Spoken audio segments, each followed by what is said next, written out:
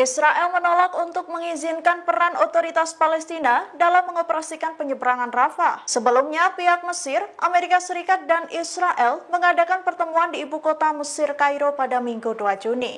Mesir mendesak penarikan penuh pasukan Israel dari penyeberangan tersebut. Mesir tegas tidak akan membuka penyeberangan Rafah selama Israel memegang kendali di bagian perbatasan wilayah Palestina.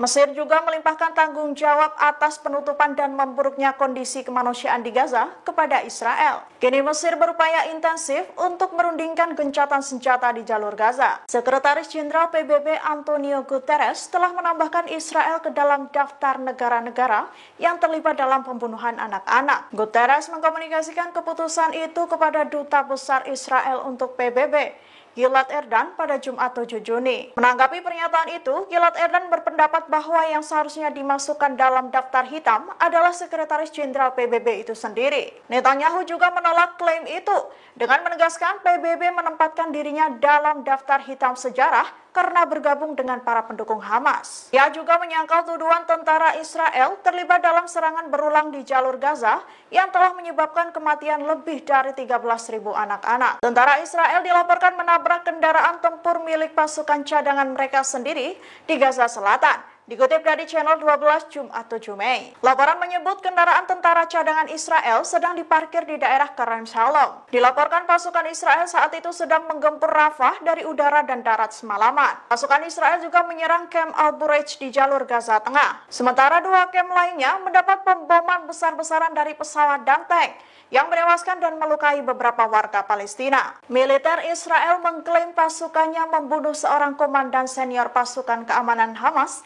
dalam pemboman di Rafah, jalur Gaza. Juru bicara militer Israel Avikai Adri menjelaskan Dinas Keamanan Umum Hamas bertugas untuk memastikan kelangsungan dan administrasi militer rutinnya. Ia juga mengklaim Dinas Keamanan Umum Hamas bertugas melawan agresi Israel di jalur Gaza. Sebelumnya, Israel mengumumkan penargetan para pemimpin Hamas, yaitu sejak Netanyahu memerintahkan Mossad untuk menyusun rencana daftar pembunuhan. Di hari yang sama, pasukan Israel mengebom sebuah pusat pengungsi yang dikelola oleh Badan Bantuan dan Pekerjaan PBB untuk pengungsi Palestina. Tentara Nasional Indonesia tengah menyiapkan rencana merekrut brigade komposit yang akan ditempatkan di jalur Gaza Palestina. Kapuspen TNI Maijen R. Nugraha Gumilar mengatakan pembentukan brigade komposit itu akan melalui proses rekrutmen. Gumilar menyebut saat ini brigade komposit masih dalam proses perencanaan dari segi personel, alat, dan dukungan lainnya. Sebelumnya, Panglima TNI Jenderal Agus Subianto menyampaikan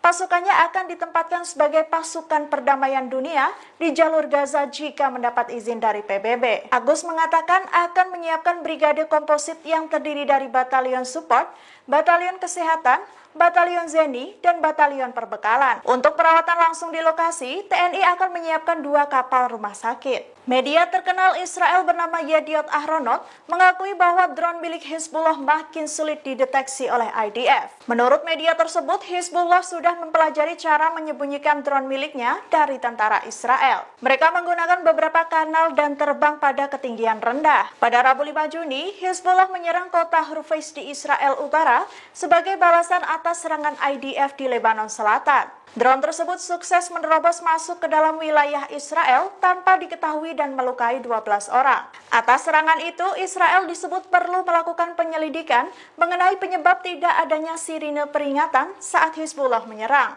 Download Tribun X sekarang, menghadirkan lokal menjadi Indonesia.